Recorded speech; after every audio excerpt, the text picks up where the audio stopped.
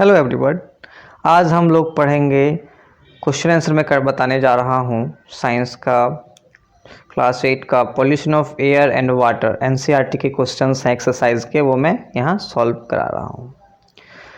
पहला क्वेश्चन कह रहा है what are the different ways in which water gets contaminated. ठीक है, तो water gets contaminated in the following ways, क्या क्या वेज लिखना है। मैंने 3 पॉइंट यहाँ लिखे हैं। Various industrial units dispose of wastage including harmful chemicals in the rivers. Okay, these chemicals are poisonous and contaminated water. ठीक है, contaminate water, वो वाटर को क्या करता है, पोल्यूट करा, खराब कर रहा है। Second point, water gets contaminated when sewage is disposed of without proper treatment in rivers. Okay, third point, groundwater gets contaminated by harmful insecticides and pesticides sprayed by farmers and it get mixed with drinking water through rainwater. Okay, 3 point आप लिखो, ठीक है, sufficient होगा। Next question, at an individual level how can you help reduce air pollution. ठीक है, तो air pollution should be checked at individual level. पहला point लिख सकते हो आप, at individual level we can plant trees and trees reduce air pollution. Second, we can use public transportation and encourage car pooling so that air pollution can be reduce.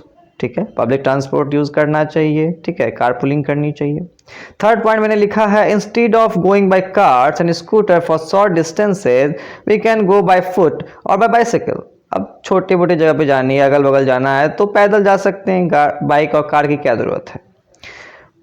Next point है, by saying no to crackers we can minimise air pollution as well as noise pollution. ठीक है, अब crackers हमेशा जरूरी तो नहीं, खुशी के लिए क्रैकर्स ही जलाएं हम लोग। ठीक है, किसी गरीब को खाना खिला दें तो उससे क्या होगा कि वो दुआएं भी मिलेंगी आपको, साथ में क्या एयर पॉल्यूशन नहीं होगा, नॉइज पॉल्यूशन नहीं होगा। Next point, we should not burn garbage and dry leaves. Okay, the burning of dry leaves and garbage release greenhouse gases which are responsible for global warming. मैंने पूरे इसके बारे में detail में चैप्टर में पढ़ाया है, आप वहाँ जा कर के पढ़ सकते हो, उसका लिंक मैं डिस्क्रिप्शन में दे दूंगा। ठीक है, चलिए, तो इतना आप लिखोगे। मैंने 5 पॉइंट लिखा है, और भी आपको लगे तो आप लिख सकते हो। मैंने 5 पॉइंट लिखा, ये भी मुझे मेरे हिसाब से सफिशिएंट है इस क्वेश्चन के लिए। ठीक है, और अकॉर्डिंग टू कितने नंबर की क्वेश्चन आते हैं उसके हिसाब से आप भी लिख सकते हो। Okay, moving ahead, clear transparent water is always fit for drinking. Comment, ठीक है, कमेंट करने को कहा है। तो transparent water is not always fit for drinking. It may contain harmful microorganisms, soluble salts, and other pollutants. Sometimes water look like pure, but it contains dissolved salts or bacteria which are not good for us. Okay, we should purify water before drinking. Okay, water can be purified with the help of water purifiers or by boiling it. ठीक है, इतना आप लिख सकते हो। इसमें comment करने को बोला है तो इसको हमें ज़्यादा लिखने की ज़रूरत नहीं है, इतना भी लिखो।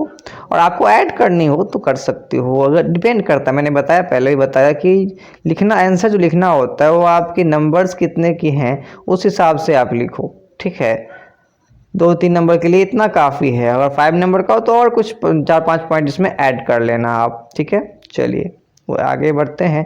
नेक्स्ट क्वेश्चन है, you are a member of municipal body of your town, make a list of members that would help your town to ensure the supply of clean water to all it residents.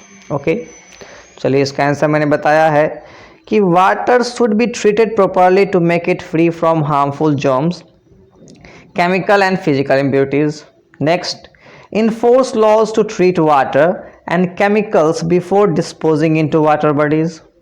Okay, next point, proper maintenance of pipes supplying tap water to avoid any corrosion, breakage and leakage. Okay, next point, organize awareness programs to keep water resources clean and make a habit of conserving water. ठीक है, तो ये 4 point मैंने इस पे लिखा है। ठीक है, क्वेश्चंस के अकॉर्डिंग आप नंबर्स के अकॉर्डिंग उसको आप बड़ा और छोटा कर सकते हो। 4 पॉइंट मैंने लिखा है, इसके लिए और भी आप ऐड करना चाहो तो कर सकते हो। क्वेश्चन नंबर 5 कह रहा है explain the difference between pure air and polluted air. तो pure air consist of mixture of gases in proper amount which is good for living being. If by volume about 78% of this mixture is nitrogen, about 21% is oxygen, remaining is carbon dioxide, argon, methane, ozone, water vapor, ये सब small quantities में present होते हैं, then it is called pure air. Okay, now polluted air क्या है? When air is contaminated by the unwanted substance which have harmful effect on both the living and the non-living, it is referred to as a polluted air. ठीक है, तो इतना आप लिख सकते हो। चलिए अब उसे क्या क्या काउजेज हैं वो भी आप लिख सकते हो। प्योर एयर से आपको हेल्दी रहोगे और इम्प्योर पॉल्यूटेड एयर से डेथ होगी जल्दी, है कि नहीं। चलिए अब हम लोग नेक्स्ट क्वेश्चन की तरफ बढ़ते हैं। Explain circumstances leading to acid rain. How does acid rain affect us? When harmful gases like sulfur dioxide and nitrogen dioxide react with water vapor present in the atmosphere to form sulfuric acid and nitric acid. ठीक है, the acid drops down with rain making the rain acidic. This is called acid rain.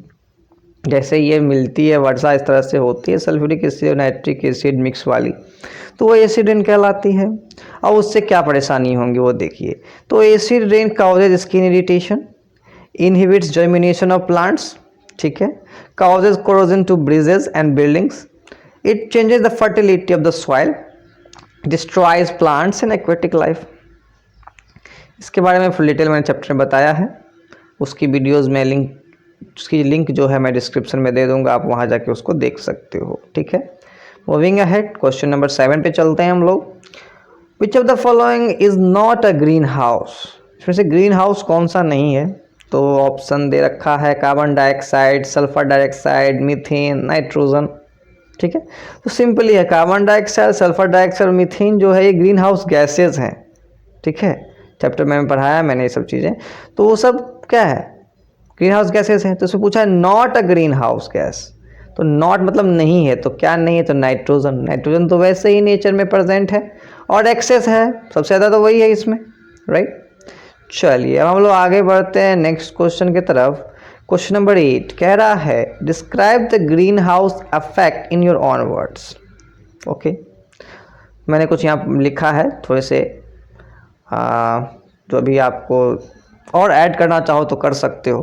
फिलहाल ये answer लिखना ही जरूर है आपके लिए, काफ़ी अच्छा रहेगा।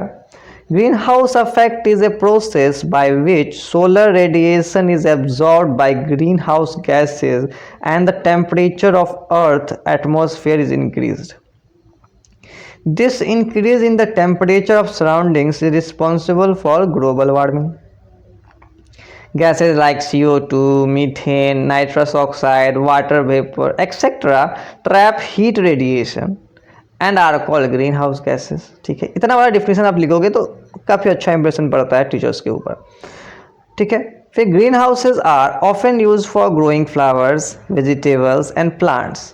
कहाँ पर ये यूज़ होते हैं, लेकिन कहाँ पर? Mainly in cold region. Now because of increase in concentration of greenhouse gases in our environment is adversely affecting the climate. ठीक है, वो अफेक्ट कर रहा है क्लाइमेट को, इस वजह से वो क्या है, उसको हम लोग यूज़ नहीं कर रहे हैं। ठीक है, ग्रीन हाउस गैसेस काफ़ी अफेक्ट कर रहे हैं हमारे इन्वायरमेंट को, डैमेज क्रिएट कर रहे हैं, इसलिए ग्रीन हाउस गैसेस का यूज़ अब नहीं करना है, नहीं ही किया जाता है। चलिए और नेक्स्ट क्वेश्चन पे चलते हैं अब। Prepare a brief speech on global warming that you have to make in your class. Okay, चलिए इसका आंसर मैंने लिखा है continuous increase in temperature of the earth due to increase levels of green house gases is known as global warming. Okay, global warming is one of the biggest concern world wide. Scientists believe climate shifting, melting of glacier जैसे कि Gangotri glacier, sudden floods in coastal areas are due to global warming. The Kyoto Protocol is one such agreement made among the countries to reduce emission of greenhouse gases. ठीक है, a small contribution on our part can make a huge difference in the state of the environment. We can plant trees and nurture the ones already present in the neighborhood. Okay, चलिए इतना आप लिख सकते हो, काफ़ी है। ठीक है, इस क्वेश्चन पे आगे बढ़ते हैं। नेक्स्ट क्वेश्चन है हमारा, describe the threat to the beauty of the Taj Mahal. Due to increase of gases like sulfur dioxide, nitrogen dioxide, acid rain takes place. Okay, acid rain corrodes the marble of the monument. ठीक है, the phenomenon is called the marble cancer. Suspended particulate matter such as the soot particles emitted by Mathura oil refinery has contributed towards yellowing of the marble. तो इसमें क्या हो रहा है, yellowing of the marble, मतलब yellow colour का हो रहा है ताजमहल, क्योंकि एसिड रेन हो रही है। ठीक है, ग्रीन हाउस गैसेस की वजह से अफेक्ट हो रहा है नेचर। ठीक है, सल्फर डाइऑक्साइड, नाइट्रोजन डाइऑक्साइड मिल रहा है, तो उससे बारिश हो रही है, तो उससे जो वाइट मार्बल है हमारा ताजमहल पे वो चेंज हो रहा है, उसमें मार्बल कैंसर, उसका कलर चेंजेस हो रहे हैं, तो उसकी जो खूबसूरती है वो ख़त्म हो रही है। ठीक है, तो उसको हम लोग क्या कह रहे हैं कि ये मार्बल कैंसर हो गया। ठीक है, तो इसमें हम लोग इतना लिख सकते हैं, काफ़ी है। नेक्स्ट क्वेश्चन है हमारा 11, लास्ट क्वेश्चन है, why does increase level of nutrients in the water affect the survival of aquatic organism. चलिए इसमें लिख सकते हैं, excessive quantities of chemicals, fertilisers, weeds, pesticide etcetera washed from the field enter into the ponds. Okay, these act as nutrients for algae to flourish. Once these algae die, they serve as food for decomposers like bacteria. In this process, a lot of oxygen in these ponds gets used up. These results in decrease in oxygen level, which kills aquatic organism. ठीक है, आप according two numbers कितने के हैं उस हिसाब से answer लिख सकते हो। बाकी इतना आंसर सफिशियंट है हर एक क्वेश्चंस के लिए जो मैंने यहाँ बताया है। ठीक है, और जो मैंने चैप्टर पढ़ाया था उसका लिंक भी मैं डिस्क्रिप्शन में दे दूंगा, और ये जो मैंने क्वेश्चन आंसर बताया है इसका भी PDF मैं इसके डिस्क्रिप्शन में कोशिश करूंगा दे दूं। फिलहाल वैसे आपको ज़रूर देखनी चाहिए वीडियो, तो ज़्यादा आपको सही रहेगा आपके लिए। ठीक है, थैंक यू फॉर वॉचिंग।